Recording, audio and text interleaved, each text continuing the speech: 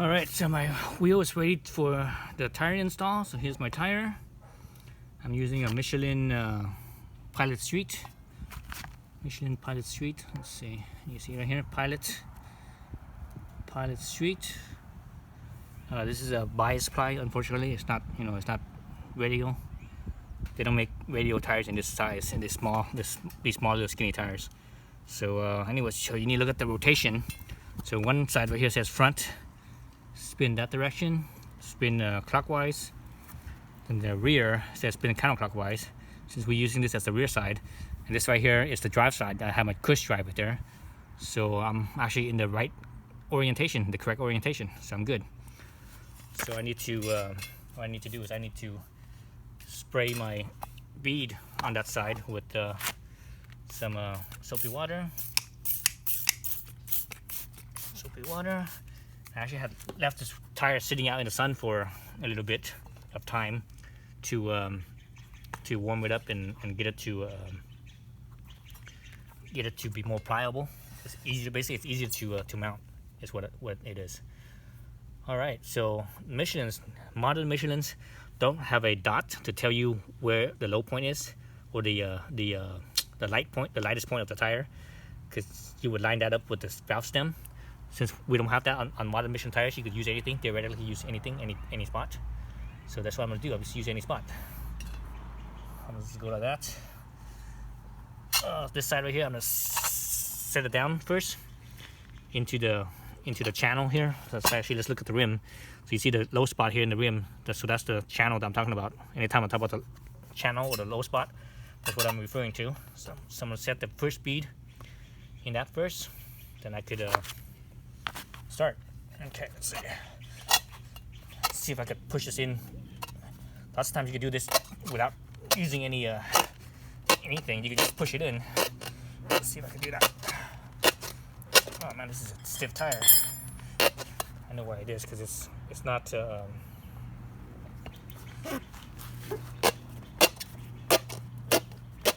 it's not fully warmed up yet. That's what it is.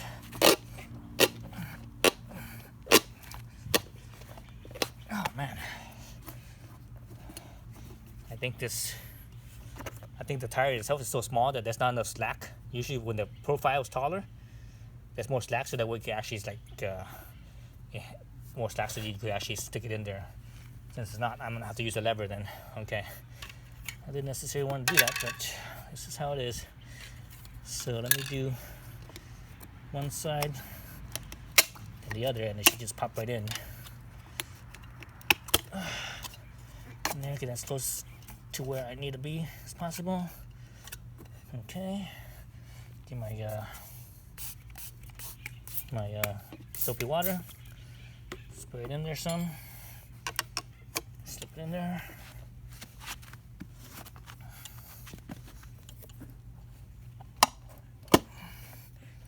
Okay, one side's in.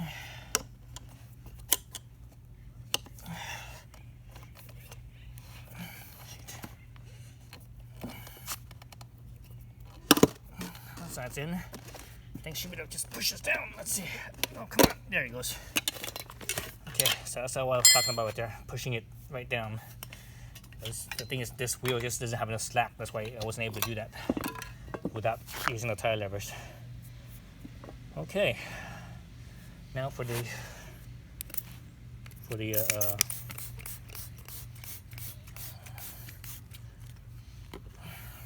other side of the bead now. Again, I'm going to use this. I should use the tire levers or the rim savers. So that way I don't scratch up my rim. Actually, you know what? I should start at the stem first. So that way the stem. Actually, you know what? No, I can't. I need to start the opposite end. Because if I put on that side, the bead right here will rest against the core. The valve stem on the inside, and it actually gives me less slack, so I actually need to start on the opposite side of that. It's when you take it off is where you start on the core side. Alright, so that's one, that's two sides there, like so. Alright, So let's get the. So I basically slowly have to work my way around 3 sides. So that would free up the middle one, the middle lever. Frees up the middle lever. To this side in here. Lots of times I'll do this. I'll put the tire on, mounting the tire. Lots of times I will actually do it without the rim savers, because usually when you get to this side, you're on the inside of the rim, so you don't have to worry about, you know, scratching up the rim, making it look bad. Usually, but for this case, I'm just gonna use it anyways, just because I fit on this side. There's 1 there. There's 2 there. Something good there. Good there. Stick this in here. Outside.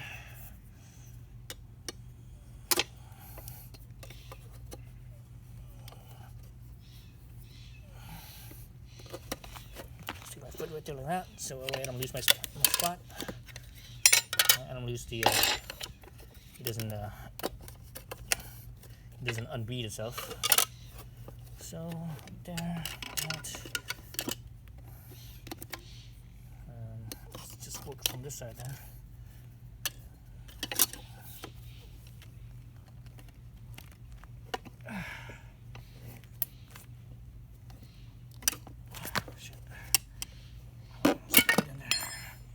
So actually, I don't think I need the rim saver now. Seems like it's more in my way now than anything.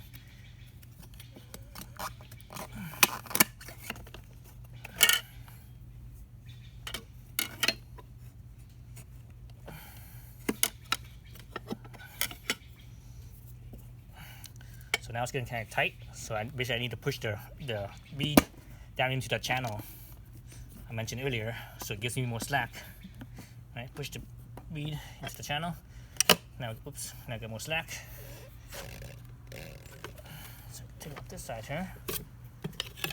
It's off.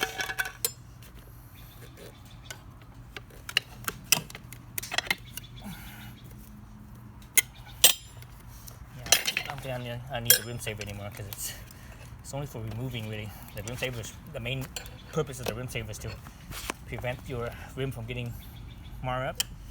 But it usually protects you from the outside of the rim, not necessarily the inside. The inside will always get a little bit marred because it is levering from there, the inside. So yeah, so I don't see there's no marring here at all. So I'm good there.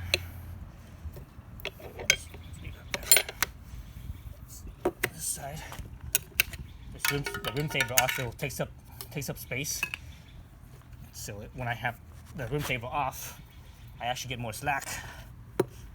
I get more slack to basically for the tire levers. So I think I'm at the point where I could probably just go whoop, and this side whoop, it should be on. There it is. It's all on. Let's look at the rim. As I mentioned, you know, when you mount, the rim doesn't get marred. It's only when you dismount is where it gets marred. At least on the outside. The inside, it always gets marred because this thing is always touching. Right? It's always touching the very tip here. It's always touching the inside, so that part will get marred. But who cares? You can't see it. Okay, so that's on. Now you just need to pump it up. Unfortunately, my air compressor chuck, I can't pump up without the valve coil. So some chucks you could do it without the valve coil and the pumps, but on mine I actually need the valve coil in there. So I'll have to put the valve coil back in. The valve coil back in. Seat this down so that way it sits in the channel. I do it on both sides, that side and this side. It sits in the channel. That's how it's gonna seal. So right now it's in the channel, sitting in the channel, so I'm good there. So let's go and pump this up. So Here we are, we're both in the channel, both sides. I'm gonna keep my stem down. I have my air compressor here. Turn it on. I need to get my soapy water. So this is a trick to seeding the bead. So that's the difference between setting the bead and seeding the bead. So what I just did to putting it in the channel on both sides, and if you look here, you can see a little bit of a gap, and I have this gap. It's all uniform on both sides. So that tells me that both beads are sitting in the channel of the rim on both sides. So that will give me my my seal basically. So soapy water, sprayed in here, sprayed into the gap here at the top on both sides, and it will flow down towards. When you spray on the top, it'll flow down to the bottom. So that's why you don't have to spray the bottom. Okay, so now I just need to pump this up. If everything sits right, and there's nothing wrong with the bead of the tire, and nothing wrong with the where the bead sits for the rim, it will just seal. Oop. There it goes. It's sealing.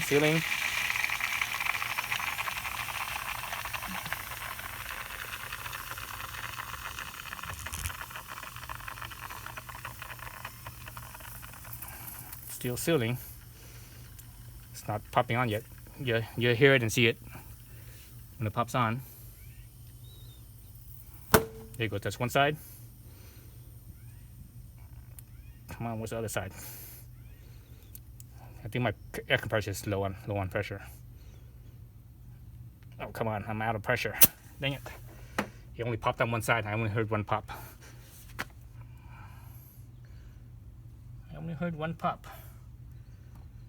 Unless that one pop was both sides. It happened at the same time. Let's see, so you look around the rim here. Look around the rim here. Usually, right past the bead, you see there's a little rib that goes around. So look for that rib, and it should be uniformly spaced around the rim on both sides. That usually means it's on. Okay, there, this one's on. It's on. I only heard one pop. Again, possibly that one pop was from both sides at the same time, but that's really rare though. That usually doesn't happen. Oh Jesus, it's 60 psi right now. It's on. They're both on. Okay, so 60 psi. I need to bring that down.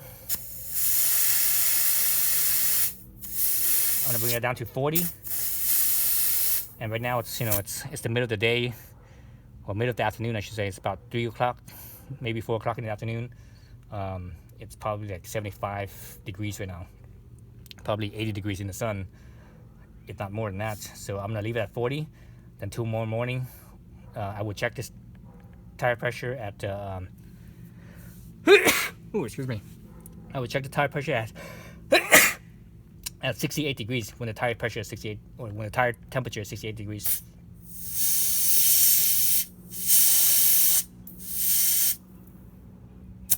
Ooh, now it's lowering the pressure. Actually, I saw some air bubble right here.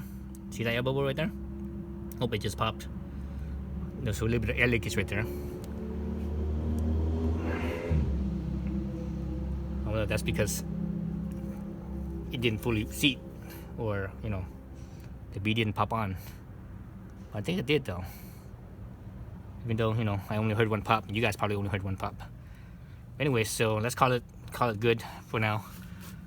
So I'm gonna mount this tire and I'm gonna check the pressure again tomorrow morning. All right, that's it.